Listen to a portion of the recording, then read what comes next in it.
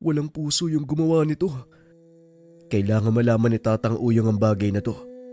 Huwag kang aalis dito, Lucas ha. Babalik ako sa kabundukan. Wika ni Huno.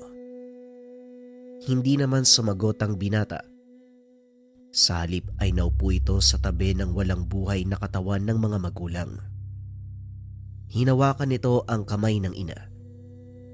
Hindi na malayan ng binata na unti-unting pumapatak ang luha.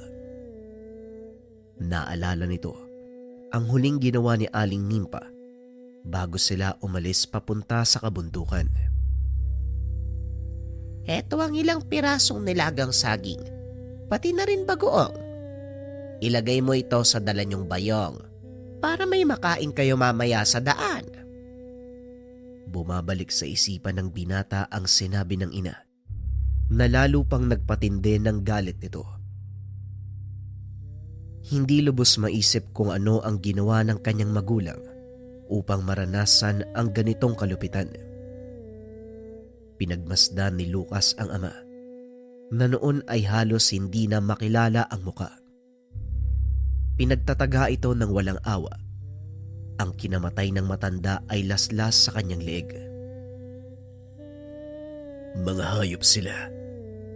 Pangako tay, sa oras na malaman ko kung sino ang gumawa nito sa inyo, hindi ako titigil hanggat humihinga ang taong yun.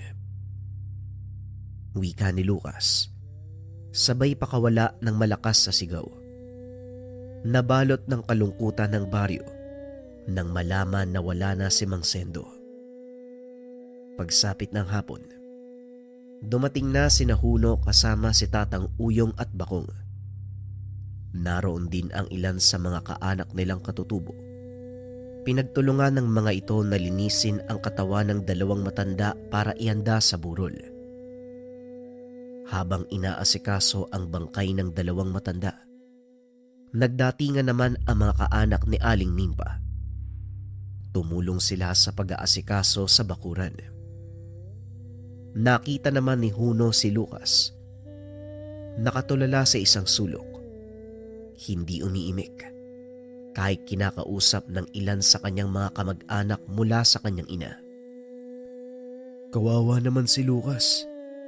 Hindi niya alam kung anong nangyari sa mga magulang niya. Hindi niya alam kung ano yung dahilan. Masaya pa kami nung umalis dito eh. Kaso, eto yung sumalubong sa amin pagbalik. Wika ni Huno. Ang kailangan ni Lucas sa ngayon, mga taong dadamay sa kanya. Sa pagkakataong ito, hindi natin siya iiwanan. Wika ni Tatang Uyong. Nilapitan nito ang binata at hinawakan sa balikat. Ngumiti naman si Lucas bilang pagpapakita ng pasasalamat sa pagdating ng mga katutubo. Maya-maya pa, dumating na ang mga taga-punerarya. Sinimulan ang pag-eembalsamo sa katawan ng dalawang matanda. Inabot ng mga ito ang ilang kagamitan mula kay Mang Sendo. Marami pong salamat. Pero, pwede niyo po bang isama ang mga gamit sa loob ng kabaong nila? Mas gugustuhin ni tatay na suot niya ang kanyang medalyon at mga mutya. Wika ni Lucas. Sinunod ng embalsamador ang sinabi niya. Bakit mo naman ipapasama sa burol ang mga gamit ng iyong ama? Kailingan po kasi ni tatay na isama sa huling hantungan ng kanyang mga gamit. At isa pa, hindi ko rin naman magagamit yung mga yun. Tugon ni Lucas. Ramdam ni Tatang Uyong ang kalungkutan sa boses nito. Ngunit mas mabigat ang nararamdamang galit. Kung sa bagay may punto ka nga naman. Ngunit Lucas, dinggin mo sana ang payo ko sa iyo bilang pangalawang ama. Alam kong masakit ang nangyaring ito. Si Sendo ay parang kapatid na para sa akin. Tanging siya lang ang dumamay sa aming mga katutubo nung panahon na wala kaming makain sa kabundukan. Kung hindi dahil sa kanya, marami sa mga kaanak ang nagutom at namatay. Ang hinihiling ko lang sa iyo, huwag mong hayaan na mangibabaw ang galit sa iyong pagpapasya. Wika ni Tatang Uyong. Ayoko pong sumagot sa inyo, Tatang. Dahil hindi ko alam ang nararamdaman ko. Walang kalaban-laban yung mga magulang ko eh. Ano bang ginawa nila? Wala silang hinangad kung hindi makatulong sa kapwa. Tapos ito pang igaganti ng mga tao. Hindi tayo nakakasigurado kung ano talaga ang nangyari. Hindi natin alam kung sino talaga ang may kagagawan. Kaya hanggat maaari, huwag sanang galit ang maging dahilan mo sa iyong mga tungkulin. Muling wika ni Tatang Uyong. Hindi na nagsalita pa si Lucas. Salip ay tumayo ito at pumunta sa mga katutubo. Nakikiramay ako sa nangyari kina Mang Sendo at Aling Nimpa.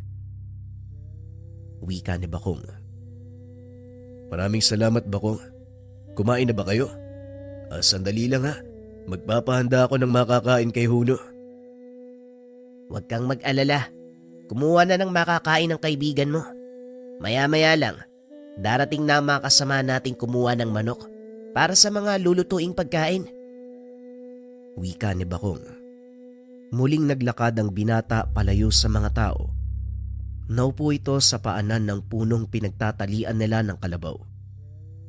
Naalala nitong hindi pa naiuuwi ng ama ang alaga, kaya dali-dali itong nagpaalam kay Tandang Uyong upang pumunta sa bukid. Sa kadahilanang kailangan din ni Lucas na mapag-isa. Sa ganitong paraan, magagawa niyang ilabas ang anumang emosyon na ayaw ipakita ng binata sa maraming tao. Pagdating nito sa bukid, natanaw ng binata ang kalabaw ng ama. Nanginginain ito sa gitna ng kakagapas pa lang na palayan. Nilapitan nito ni Lucas upang kunin. Habang nakayuko ito at tinatanggal ang tali ng alaga, narinig ng binata ang dalawang taong nag-uusap. Siguradong matutuwa si Karoman sa nangyari kay Mang Sendo. Wala na siyang kakumpetensya eh. Kaso lang, wala na ring mahusay na manggagamot dito sa bayan natin. Wika ng isa sa mga lalaki. Nakilala ni Lucas ang boses nito. Hinayaan lang ng binatang mag-usap ang dalawa dahil hindi siya napansin. Oo nga, mabuting tao si Mang Sendo kaya nagtataka ako eh. Sino kaya ang gagawa nun sa kanila ni Aling Nimpa? Ay nako, kumusta kaya si Lucas? Wika ng isa pang lalaki. Naitago na lang natin sa pangalang Mario. Ang mabuti pa, bisitahin natin mamayang gabi. Magdala din tayo ng kung anong makakain. Wika ni Leo. Napagtanto ni Lucas. Maraming nagmamahal sa kanyang mga magulang. Dahil dito, nagpa siya ang binata na ipagpatuloy ang naiwang tungkulin ng ama. Habang naglalakad kasama ang alagang kalabaw, napadaan ito sa kabisera ng baryo. Isa-isang naglapitan ang mga nakakakilala sa kanyang ama upang mag-abot ng pakikiramay. Maraming salamat po sa inyo. Mamaya lang matatapos na ang pag-iimbal sa mukin na tatay. Maaari na ho kayong bumisita. Wika ni Lucas sa mga tao. Akmang lalakad na sana palayo ang binata nang biglang magsalita ang isang lalaki. Aba, tignan mo nga naman. Ang nag-iisang anak ni Sendo. Mabuti na lang at wala ka sa lugar nung mangyari yon. Kung hindi, pati ikaw sana. Paglalamayan na ngayon. Wika ng lalaki. Pilit pinigilan ng binata ang galit nito. Dahil ito ang sinasabi nilang Karoman. May matinding galit kay Mang Sendo. Isa-isang lumipat ang mga parokyano sa ama ni Lucas. Kung naroon lang ako, malamang ang umatake kina tatay ang pinaglalamayan ngayon. Tugon ni Lucas. Sigurado ka kung magsalita, no? Eh bakit ba? Ano ba ang kaya mong gawin, ha? Hindi ko po alam kung ano ang kaya kong gawin sa ngayon. Kaya pakiusap lang. Huwag mo kong simulan. Kumalma ka, iho. dahil wala ka rin namang magagawa na. Sa muli, nakikiramay ako sa pagkamatay ng iyong ama at ina.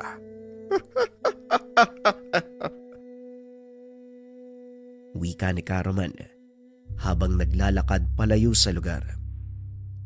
Sinabihan na lang ito ng mga kababaryo na wag nang pansinin. Naglakad pauwi ang binata. Pagdating sa tahanan, sinalubong ito ni Huno dahil dumating na ang mga kapulisan. Hindi niyo man lang inantay ang pagdating namin para sa investigasyon. Bakit niyo pinambalsa mo kaagad yung mga katawan? Wika ng pulis.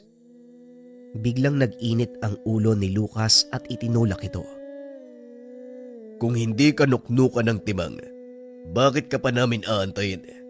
Mabubulok na ang katawan ng mga magulang ko. Saka pa lang kayo aaksyon. Bakit? Sino ba kayo sa tingin nyo? Hawak nyo ba ang buhay ng mga tao dito? Kung makapagsalita ka, parang kasalanan pa namin na nahuli kayo ng dating. Wika ni Lucas. Akmang bubunot na ng barel ang pulis nang bigla namang magsalita si Tatang Uyong. Kung ako sa'yo, Sarento, magdadalawang isip akong bunutin ang armas na yan. Napapaligiran ka ng mga katutubo at hindi mo gugustuhing mamatay na puro tama ng panang may laso ng katawan mo. Inikot ng pulis ang tingin sa paligid. Nakita ang mga nakaumang na palaso ng mga katutubo. Umalis ka na, Sarento. Hindi namin kailangan ng serbisyo nyo. Wala din naman kaming mapapala sa bulok na sistema. Wika ni Lucas. Salip na magalit, humingi na lang ng patawad ang pulis. Pasensya na ho kayo sa sinabi ko. Sige, maiwan ko na kayo. Sa palagay ko, iho, mukhang nasobra naman ata ang reaksyon mo sa sinabi ng pulis na yon.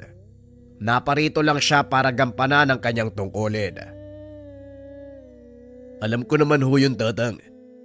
Hindi lang siguro ako nakakapag-isip ng maayos. Sobrang hirap po ng sitwasyon. Nauunawaan kita, Lucas. Kaya mas mabuti, ipagpahinga mo muna ang iyong isipan. Kami na muna ang bahala dito. Kung sakaling may kailangang ayusin na nangangailangan ng presensya mo, doon na lang kita gigisingin. Wika ni Tatang Uyong. Tatanggi pa sana ang binata nang biglang hawakan ng matanda ang kanyang balikat. Nakaramdam ito ng biglaang pagbigat ng ulo hanggang sa unti-unti itong makatulog. Dinala ito ni Huno sa silid upang makapagpahinga. Sa kalagitnaan ng pagtulog, napunta ang binata sa isang pamilyar na lugar. Alam nitong panaginip lang ang lahat dahil natatandaan niya ang huling nangyari bago pa man makarating sa lugar. Naglakad ang binata sa malawak na kapatagan. Ramdam nito ang banayad na ihip ng hangin. Maging ang huni ng mga ibon. Ilang sandali lang ay nakita ng binata ang lalaking usa. Naglalakad ito papunta sa kanyang kinakatayuan. Nanatiling nakatitig ang usa kay Lucas habang unti-unti itong lumalapit. Inilahad ng binata ang kanyang kamay. Idinikit ng usa ang ilong nito sa kanyang palad. Matapos ang kaganapan, nagising ang binata dahil nagkakagulo sa labas ng tahanan. Marahang lumabas ng silid si Lucas at sakto namang paakyat si Huno. Anong nangyayari? Bakit nagkakagulo? May dumating na armadong kalalakihan eh. May hinahanap sila, Lucas. Tugon ni Huno. Kagad namang lumabas ang binata. Nakita ang 4 na kalalakihang may dalang baril. Magandang gabi sa inyo. Ano po ang kailangan nila? Ito ba ang tahanan ng kilalang mananandok? Tugon ng lalaki. Ito nga yun. Pero mawalang galang na sa'yo. Pati na rin sa mga kasama mo. Unang araw ito ng burol ng aking mga magulang. Nakikiusap ako, huwag sana kayo manggulo. Wala akong pakialam kung sinong mga Poncio Pilato nakaburol dyan. Ilabas yung mananandok o hindi kaya naman malilintikan kayong lahat na nandito. Wika ng lalaki. Tinignan ni Lucas ang mga katutubo. Nakita nitong tumango si Bakong bilang pagsang-ayon sa kanyang binabalak. Ganito na lang ang gagawin natin. Lumabas kayo sa bakuran ng pamamahay ko. Maglakad kayo palayo. Kakalimutan ko ang ginawa niyong paglapastangan sa bangkay ng aking mga magulang. Tugon ni Lucas. Itinutok ng lalaki ang kanyang baril sa ulo ng binata. Kaso nga lang laking gulat nito. Isang palaso ang tumama sa baril, dahilan para mabitawan niya ito. Walang iya kayo. Mga kasama, ubusin silang lahat. Wika nito. Kaso nga lang wala sa kanyang mga kasama ang sumunod. Nakaumang na sa kanila ang palaso ng napakaraming katutubong aita. Isang maling kilos lang, binata. Masasayang ang mga taong inilagi mo sa mundong ito. Hindi ka sasantuin ng mga mandirigbang aita. Wika ni Tatang Uyong. Maaari mo bang sabihin kung bakit mo hinahanap ang mananandok? Nasa panganib ang buhay ng tatay ko. Natuklaw siya ng makamandag na ahas habang naglalakad kami pababa ng bayan. Naroon siya ngayon sa kalagitnaan ng daan. Ilang minuto na lang ang itatagal niya kung hindi siya malulunasan. Wika ng lalaki. Maaari ko bang malaman ang pangalan mo, kaibigan? Rosmar ang pangalan ko. Alam kong mali ang ginawa ko. Desperado na ako mailigtas ang aking ama. Ikinalulungkot ko. Pero isa sa nakaburol ang hinahanap niyong mananandok. Wala na siya. Wala ring makakatulong sa inyo. Wika ni Lucas. Napatingin ito kay Tatang Uyong at tila naunawaan ito ang tingin ng matanda. Akmang lalakad na sana palayo si Rosmar nang muli itong tawagin ng binata. Sandali lang. Maaari mo ba akong dalhin sa iyong ama? Napalingon si Rosmar at tila nabuhayan ito nang marinig ang sinabi ni Lucas. O kaibigan, maaari kitang dalhin doon. Pero pasensya na, ano bang magagawa mo? Ako ang nagmana ng kakayahan ng tatay ko. Una na kita. Ito ang pinakaunang beses kong manggagamot ng aktwal. Pero gagawin ko ang lahat para mailigtas ang buhay ng iyong ama. Alam ko ang pakiramdam ng mawalan ng tatay. Tugon ni Lucas. Napayuko na lang si Rosmar sa narinig mula dito. Nakakahiya yung inasal ko. Patawad sa'yo, kaibigang. Lucas ang pangalan ko. Huwag mo nang alalahanin ang nangyari. Alin ang mas mabilis? Tayo ang pupunta sa iyong ama o siyang dadalhin mo dito? Pareho lang din naman. Siguro mas makakabuti kung si tatay na lang ang dadaling ko dito. Sa tingin ko mas maganda nga yan. Kumpleto ang mga kagamitan dito sa tahanan. Makakapagpahinga siya ng maayos pagkatapos kong gamutin. Sige na, Rosmar. Magbadali na kayo. Pag-uusap ng dalawa. Ibinaba ng mga kasamahan ni Rosmar ang mga sandata. Dali-daling bumalik kung nasaan ang ama. Samantalang si Lucas naman, inihanda ang mga gamit sa panggagamot. Habang kinukuha niya ang mga ito sa loob ng lalagyan, napatingin ang binata sa larawan ni Mang Sendo. Tatay, ito ang unang beses na gagamot ako ng isang tao nang walang pagsubaybay mo. Naway gabayan mo ko kahit nandyan ka sa kabilang ibayo. Wika ni Lucas habang nakatitig sa larawan. Maya-maya ay dumating na sina Rosmar kasama ang kanyang ama na noon ay wala ng malay. Hawak-hawak ng isa pa sa mga kasama nito ang ahas na nakatuklaw sa matanda. Ang kumagat sa iyong ama ay isang uri ng dupong. Masyadong malakas ang kamandag nito. Ang isang patak lang, kayang pumatay ng 10 malaking kalabaw. Natatandaan mo ba kung anong oras siya kinagat? Tanong ni Lucas. Bandang hapon, habang palabas kami ng kagubatan, tatawid na sana kami ng sapay papunta sa kabilang bundok. Nang bigla na lang bumagsak si tatay. Tugon ni Rosmar. Inusisa ni Lucas ang katawan ng matanda upang siguraduhin na wala na itong ibang kagat sa katawan. Tatapatin kita, Rosmar. Mahigit kalahating oras na lang ang maaaring itagal ng tatay mo. Pero nakadepende ito sa kagustuhan niyang mabuhay. Bakong, maaari mo ba akong ikuha ng mainit na tubig? Wika ni Lucas. Pagbalik ni Bakong, meron siyang dala na isang plangganang mainit na tubig. Kinuha ng binata ang isang bote ng alak, binuhos sa sugat ng matanda. Bahagya itong napagalaw dahil sa hapde. Kapit lang tay, hindi pa tapos ang laban natin. Maraming umaasa sa pamumuno mo. Wika ni Rosmar. Inilabas ni Lucas ang nabarang ipinagawa kay Tatang Uyong at isang sungay ng kalabaw.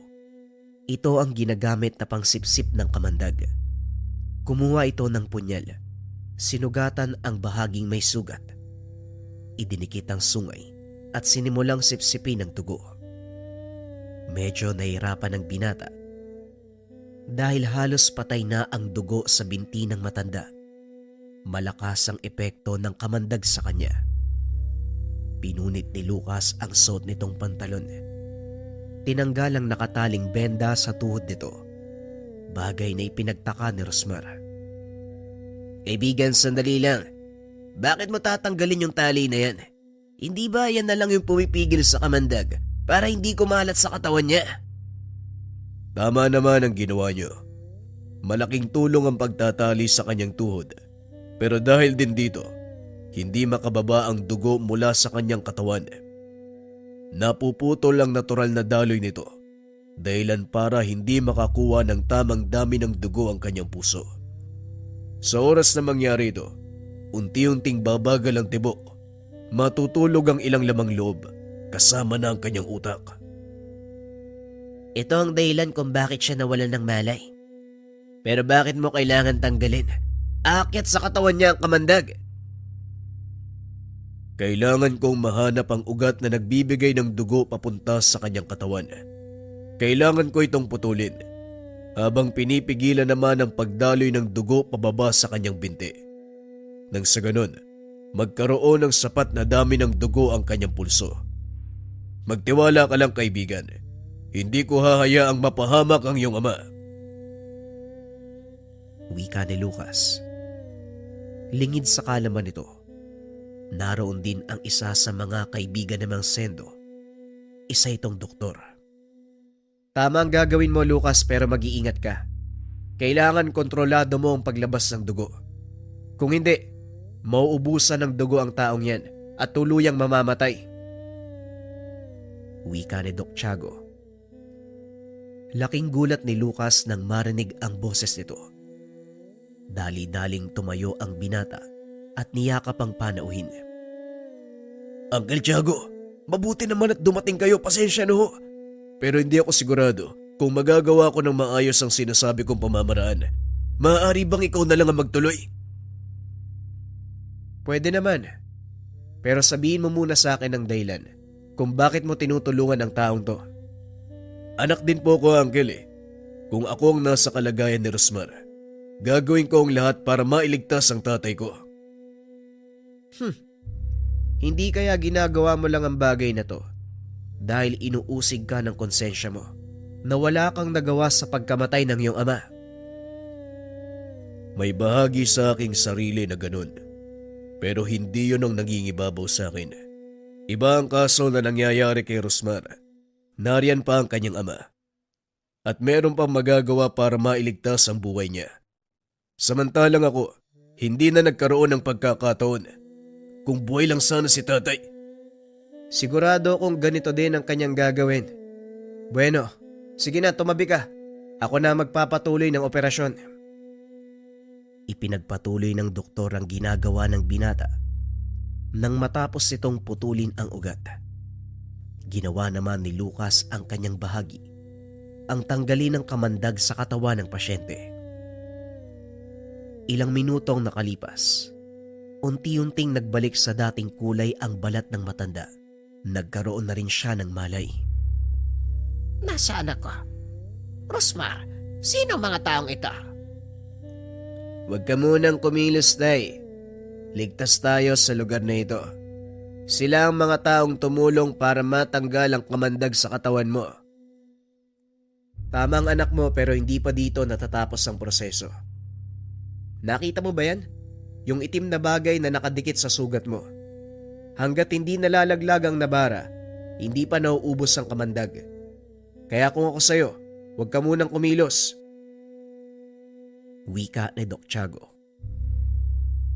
Wala ka nang dapat ipag-alala, kaibigan. Ligtas na ang iyong ama. Sinisiguro lang natin na wala nang matitirang kamandag sa kanyang katawan. Wika ni Lucas. Muling nahiga ang matanda. Hinayaan muna nilang magpahinga. Muling naupo ang binata sa tabi ng kabaong ng mga magulang. Kinausap niya ang mga ito. Tay, Nay, alam niyo po ba? Ngayong araw may ginamot akong tao. Ginawa ko po ito ng mag-isa. Hindi ko nga po alam kung makakayanan ko eh. Buti na lang dumating si Uncle Tiago at tinulungan niya ako. Wika ni Lucas habang pinupunasan ang salamin ng kabaong. Maliit na bagay lang ang ginawa ko, Sendo at Nimpa. Ang anak nyo talaga ang gumamot sa pasyente. At hindi ako magsisinungaling. Nakuha ni Lucas yung husay mo sa pananandok. Wika ng doktor. Paano niyo po nalaman na wala na sila, tatay? Ang totoo, hindi ko rin alam eh. Napadaan lang ako dahil may inoperahan dyan sa kabisera. Kaya naisip ko nang dalawin kayo. Sa kasamaang palad, ito pa'y nakita ko. Ikinalulungkot ko ang nangyari, Lucas. Nakikiramay ako. Magsabi ka lang kung ano ang kailangan mo. Alam mo naman, di ba? Hindi ka magdadalawang salita sa akin. Wika ni Doc Tiago. Maraming salamat po, Uncle ha. Pero sa ngayon, maayos naman ho yung lahat eh. Kung sakaling kakailanganin ko ng kaunting alalay, alam ko naman po kung saan kayo pupuntahan. Mabuti naman kung ganun. O siya, hindi na ako magtatagal ha.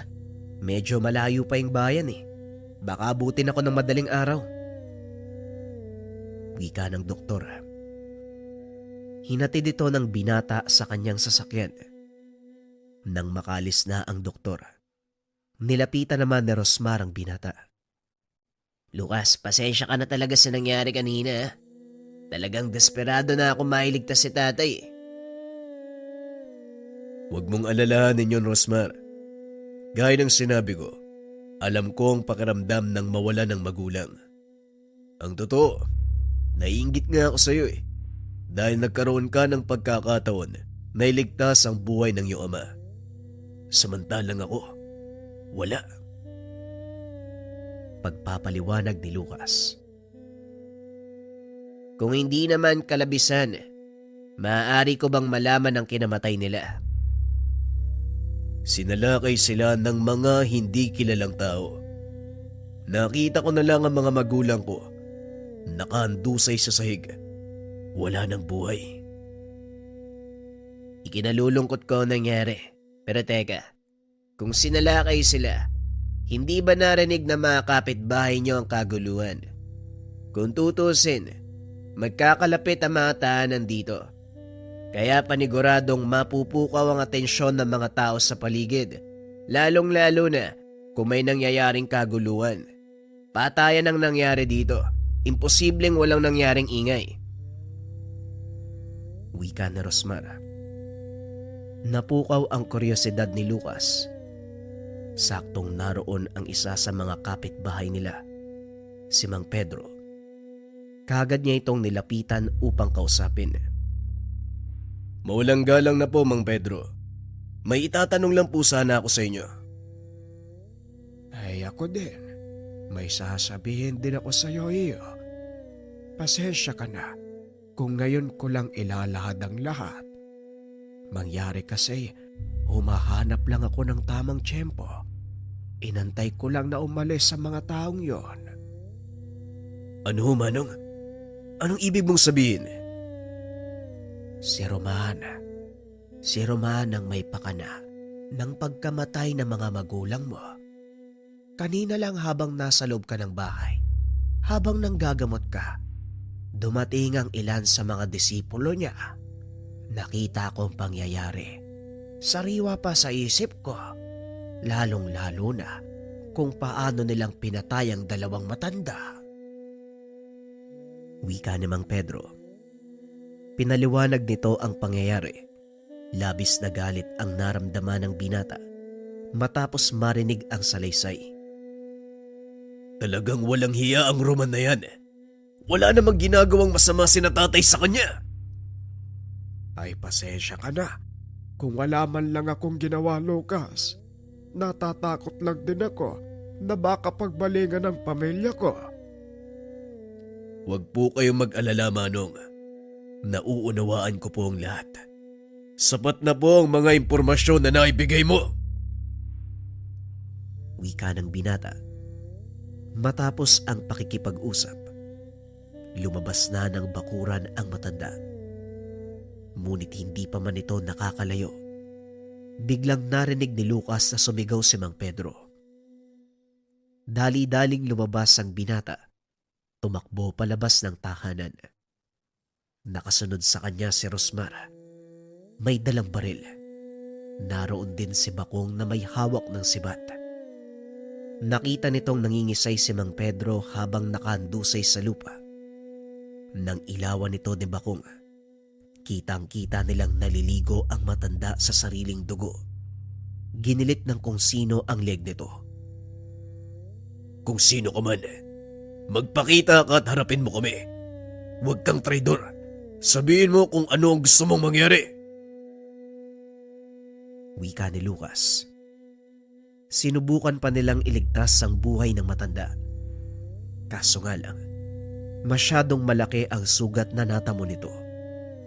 Marami rin ang nawalang dugo, kaya hindi na nila nagawang itakbo sa ospital. Napasigaw sa sobrang galit ang binata, dahilan para magpulasan ang mga taong nakikiramay. Ayoko ng ganito. May mga nadadamay ng inosente. Hindi na ako mananatiling tahimik. Bakong, maasahan ko ba ang tulong nyo? Nasa likod mo kaming mga mandirigmang katutubo. Ngunit ang tanong, Lucas, saan tayo magsisimula? Sino ang hahanapin natin? Wika ni Bakong. Tama ang kaibigan mong katutubong, Lucas. Wala tayong sapat na pruweba. Hindi natin maaaring panghawakan ang salita ng isang matanda, lalo pat patay na ito. Huminahon ka muna, Lucas. Kailangan natin pag-usapan ng mabuti ang lahat ng gagawin. Hindi kami tatalikod sa'yo. Kailangan lang ng sapat na impormasyon para sa pagpataw ng parusa. Biglang natigilan ng binata. Pinag-isipan ang sinabi ng dalawang kasama. Nang mga oras na yun, sinabihan din ni Bakong si Tatang Uyong tungkol sa mga nangyari. Walang kalam-alamang matanda dahil nasa likod ito ng tahanan. May kung anong ritual na ginagawa. Ganun ba? Sige, nagsimula na silang lumantad. Isa lang ang pakay ng mga yan. Ang masiguradong malugbok ng tuluyan ng pamilya ni Sendo. Sa hula ko, isusunod nila si Lucas. Yun din po yung hinala ko. Hindi sila titigil hanggat may nakatayo mula sa angka ni Mang Sendo. Walang puso talaga yung Roman na yan. Yan ang nagagawa ng inggit, Bakong. Wala itong sasantuin. makuha lang kung ano ang kinaiinggitan sa isang tao. Sa ngayon wala tayong magagawa kung hindi mag-intay ng susunod na kilos ng mga kalaban. Wika ni Tatang Uyong. Maya-maya ay pinatawag nito si Lucas at kinausap. Sigurado na po ako. Si Caroman ang may gawa ng pagpatay kay tatay at nanay. Humanda sa akin ang matandang yan. Wika ni Lucas. Alam kong galit ka, pero sasabihin kong muli sa'yo. Huminahon ka, Lucas. Walang mararating ang galit mo. Pero hindi ko ho pwedeng hayaan na lang si Roman na makatakas sa ginawa niyang kayupan. Ang tanong dito, iho, may plano ba silang tumakas? Sa inuwa ko, Lucas, iisa-isay niya ang lahat ng malapit sa'yo hanggang sa tuluyan tayong maubos. Yon ang aantay natin. Anong ibig niyong sabihin? Hahayaan natin siyang gawin ang gusto niya. Oo, hanggang sa mahulog siya sa ating patibong. Ika nga nila, hindi mo mahuhuli ang isda sa malalim na tubig. Kailangan mo itong sukulin sa mababaw na parte hanggang sa hindi na ito makalangoy. Pagpapaliwanag ni Tandang Uyong. Pinag-isipan ng binata ang sinabi ng matandang katutubo. Napagtanto na tama ang lahat ng ito. Tumagal ng mahigit 2 linggo ang burol ng magulang ni Lucas dahil nagsipagdatingan ang ilan sa kanilang kamag-anak mula sa probinsya ng Marinduque. Isa sa dumating ay ang kapatid ng kanyang ama na ang pangalan ay Abin. Hindi nagkaroon ng pagkakataon ng binata na makilala ang mga kaanak sa partido ng kanyang ama dahil isinilang ito sa probinsya ni Aling Nimpa. Nagtataka ang binata kung paanong nalaman ng mga ito ang kanilang tirahan at kung paano nakarating ang balita. Lumapit ang isa sa mga panauhin. Nagpakilala ito bilang si Abin. Magandang araw sa iyo. Ako nga pala si Abin, bunsong kapatid ni Sendo.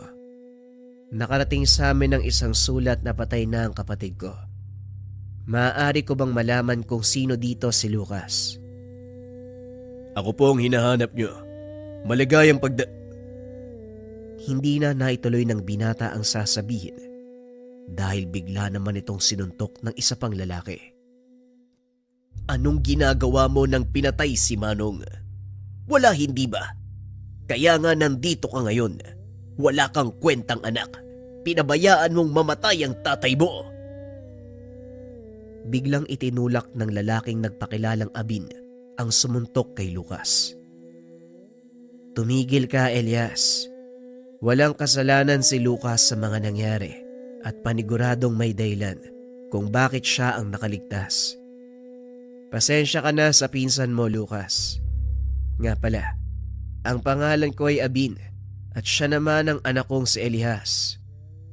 Hindi ko kikilalaning pinsan ang isang duwag na kagaya mo. Alam mo ba ang dahilan kung bakit ako pumunta dito? Dahil gustong gusto kitang saktan. Sa nabasa kong sulat ng doktora, sinabi niyang ikaw lang ang nakaligtas. Inisip ko rin na baka ikaw pa ang pumatay sa tatay at nanay mo. Elias, sumusobra ka na. Huwag kang gumawa ng eksena dito. Igalang mo ang burol ng Chong Sendo at Tia Nimpa mo. Hinawi ni Lucas si Abin. Nilapitan si Elias. Duwag? Alam mo papalampasin na sana kita eh. Pero sa mga paratang mo sa akin, mukhang hindi ko na kayang lunukin at pagpasensya ng kagaspangan ng pananalita mo. Hindi mo alam ang totoong dahilan ng pagkamatay ng mga magulang ko. At wag na wag mo kong huhusgahan. Dahil ni minsan, hindi nagtagpo ang mga landas natin. Sino ka sa palagay mo para pagsalitaan ako ng ganyan? Wika ni Lucas. Tama na. Hindi to ang oras at panahon para mag-away kayong dalawa. Magsitigil kayo! Wika ni Abin. Biglang lumabas sa tahanan si Rosmar at ang ama nito. May dalang baril. Nakatutok ang mga ito sa dalawang panauhin, partikular kay Elias. Isang beses ka pang magsalita laban sa taong nagligtas ng buhay ko. Sisiguraduhin kong aalis ka sa lugar na ito na bitbit ang iyong ulo. Wika ni Ka-Indio. Ka-Indio, gising na pala kayo. Sandali lang. Huwag muna kayong kumilos. Awat ng binata sa matandang pinuno ng mga rebelde. Hindi, Lucas. Narinig ko ang pagtawag niya sa iyo ng tuwag. Alam kong hindi totoo ang bagay na yon. Ikaw, binatang dayo. Hindi mo ba alam na ang taong ito ang nagligtas ng buhay ko? Kaya paano mong masasabing duwag siya? Hindi na makapagsalita si Elias dahil maging ang mga katutubong Aita, nakaumang na ang mga palaso sa kanya. Hindi mo makukuha ang katapatan ng mga taong ito kung totoo ang sinasabi mong duwag ako. Napatunayan ko ang aking sarili, kaya wala akong dapat patunayan sa'yo. Kung naparito kayong dalawa upang manggulo sa lamay ng mga magulang ko, bukas ang pinto ng aking bakuran. Makakalayas na kayo! Wika ni Lucas. Dali-daling lumabas ng bahay si Elias, ngunit nagpaiwan si Abin. Muli, Lucas, humingi ako ng tawad sa ginawa ng aking anak. May kagaspangan lang talaga ang ugali niyan. Hayaan mo, didisiplinahin ko. At ikaw naman, anong ginagawa mo dito? Nung buhay pa ang aking ama, hindi mo man lang siya inanap. At ngayong wala na, saka kayo magpapakita. Anong ibig niyong iparating sa akin? Hindi ko malaman ang kinaroroonan ni Manong Lucas. Dahil kung alam ko lang, Kung gugustuhin mo, maraming paraan. Pero wala kang ginawa. Kaya makakalis ka na. Hindi ko kailangan ng tulong niyo. ramdam ng mga tao sa paligid ang galit sa puso ni Lucas. Para maiwasan ang anumang komprontasyon, umalis na lamang si Abin. Iho, alam ko paulit-ulit ako. Pero sasabihin ko pa rin. Hindi naman kaya sobra ang mga salitang binitawan mo sa tsuhin mo. Wika ni Tatang Uyong. Nararapat lang sa kanila na marinig ang ganun salita. Totoo naman kung kailang wala na si tatay, doon lang sila nagpakita. Lumaban mag-isa si tatay kahit walang kamag-anak. Nasan sila ng mga oras na nangangailangan kami ng tulong? Wala. Tapos ngayon, magpapakita ng simpatya. Mga hipokrito! Lalong tumindi ang galit ni Lucas. Nang bumalik si Elias na may dalang itak, nagulat ang binata dahil bigla itong sumigaw. Lumabas ka dyan, Lucas. Nagtatago ka sa likod ng mga kasama mo. Kung talagang hindi ka duwag, harapin mo ko. Hindi ko mapapalampas ang mga salitang binitawan mo kay tatay. Talagang naghahanap ng sakit ng katawan ng isang to. Kayang lahat, walang makikialam. Tatay, nanay, patawad kung papatulan ko ang isang to.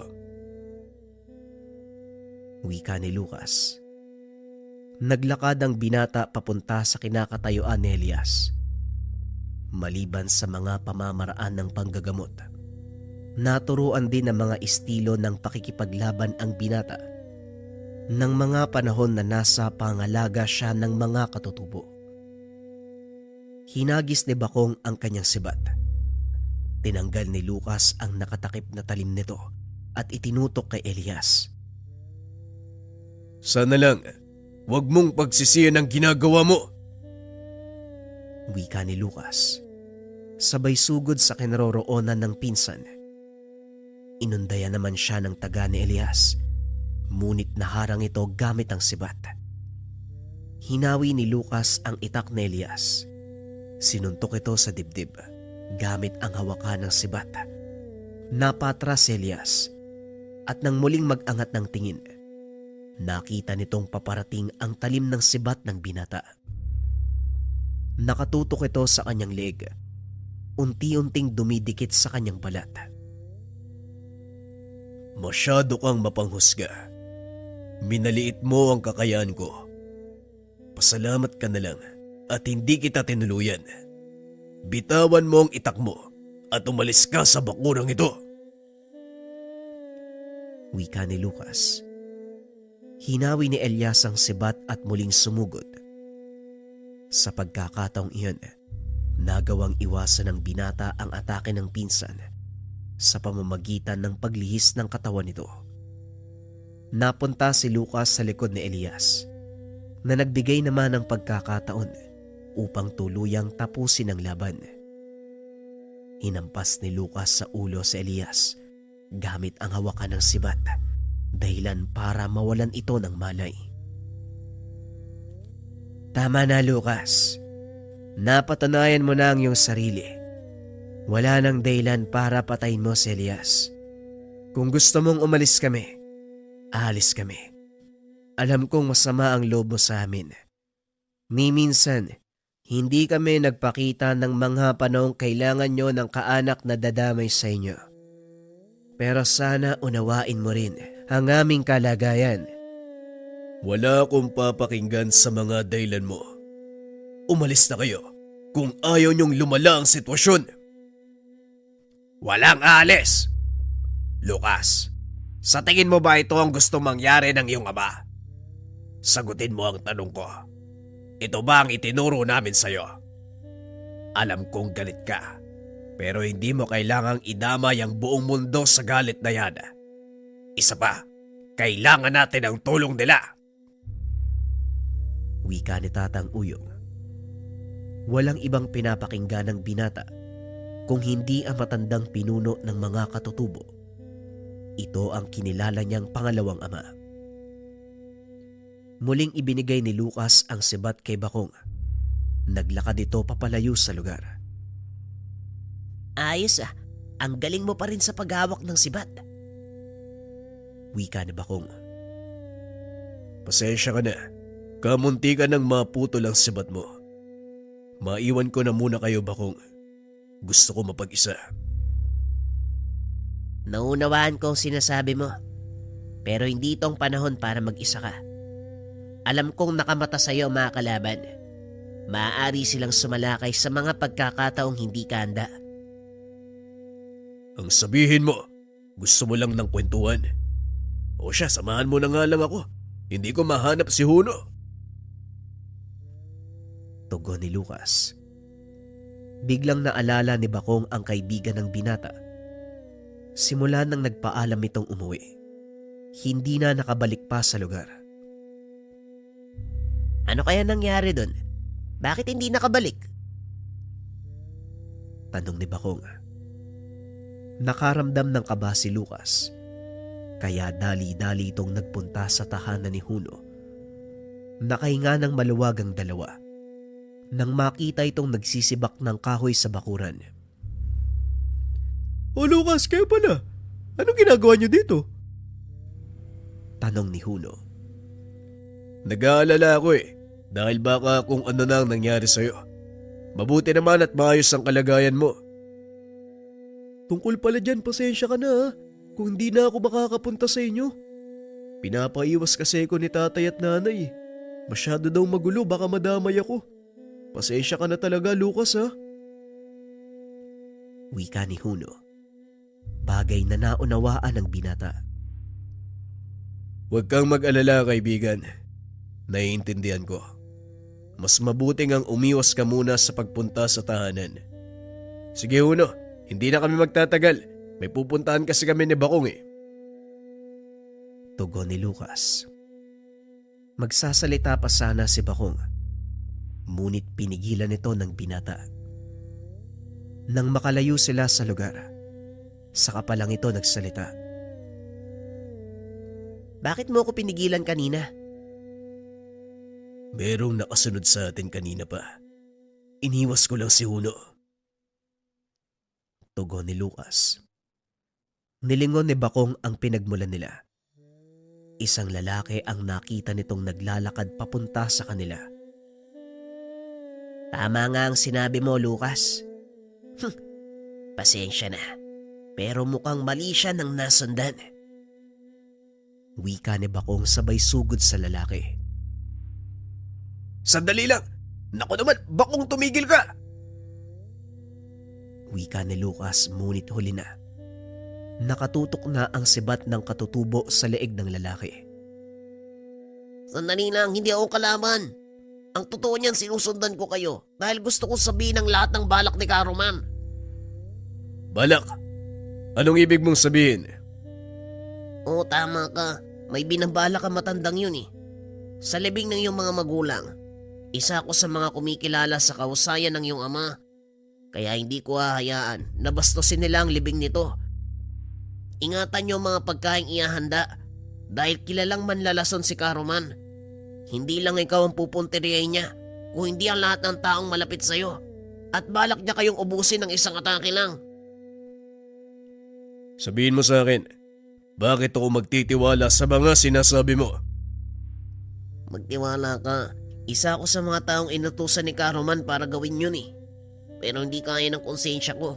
Kaya sinasabi ko sa inyo ang lahat ng ito. Matapos sabihin ng lalaki ang nalaman, hinayaan nilang makalis ang lalaki. Dali-daling bumalik si Lucas at Bakong sa tahanan upang ipaalam ang mga nakuhang impormasyon. Kung ganon, gusto nila ng labanan ng mga nalalaman. Sige Lucas, hayaan mo silang gawin ang binabalak nila. Pero tatang, marami ang mapapahamak. Wala ka bang tiwala sa kakayahan mo? Isa ka ng ganap na mananandok. At hindi lang yon, nasa iyo ang pagpapala ng banal na espiritu ng kagubatan. Gamitin mo ito laban sa mga taong nais manakit sa iyo. Hindi ako sigurado sa kung ano ang gusto mong sabihin, tatang. Pero malaki ang tiwala ko sa iyo. Hindi ka sa akin dapat magtiwala kung hindi sa sarili mong kakayahan. Nasaan na ang nalagas na sungay ng usa? Nanlaki ang mga mata ni Lucas. Hindi nito akalain. Alam ni Tatang Uyong ang tungkol sa bagay na yun. Paano niyo pong nalaman ang tungkol doon, tatang? Sinabi ba sa inyo ni Bakong? Hindi kailangang sabihin sa akin ni Bakong ang lahat. Alam kong nakuha mo ang sungay ng lalaking usa. Kaya ilabas mo na. Ituturo ko sa iyo kung paano itong gagamitin. Wika ni Tatang Uyong. Dali-dali namang kinuha ni Lucas ang mga sungay. Ibinigay kay Tatang Uyong. Pagkakuha din ito ng malinis na tela, sinimulang kiskisin gamit ng kutsilyo ang sungay. Para saan po ang pulbos ng sungay ng usa, tatang? Mabisang pangontra sa kahit anong laso ng sungay ng usa. Mapaingkanto o tao man ang may gawa. Ipunin mo ito. Ilagay sa isang sisidlan. Bilang paghahanda, isasaboy natin to sa mga pagkaing ihahain sa araw ng libig. Wika ni Tatang Uyong. Tinulungan ni Lucas ang matandang makaipon ng pulbos ng sungay ng usa. Matapos nun, inilagay nito sa lalagyan na gawa sa buho ng kawayan. Hinaluan din ito ng kaunting apog at asin para mawala ang kakaibang lasa nito. Ilang araw ang lumipas. Dumating na ang araw ng libing. Maraming dumalo upang makiramay at mahatid sa huling hantungan ang dalawang matanda. Si Tatang Uyong ang nakatalaga sa pagkain.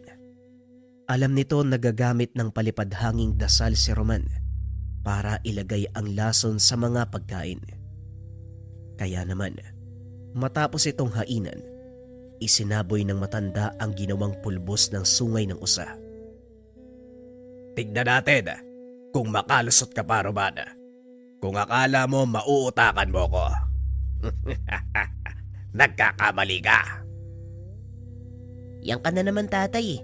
Nagyayabang ka na naman. Sigurado ko bang lason ng palipad hangin ang gagamitin ni Karoman?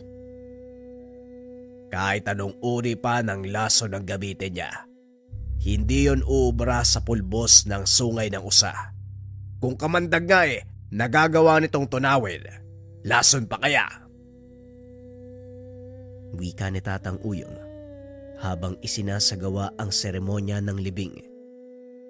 Nakikiramdam ang mga ito sa paligid. Alam nila na anumang oras, sasalakay si Roman at isasagawa ang kanyang mga plano.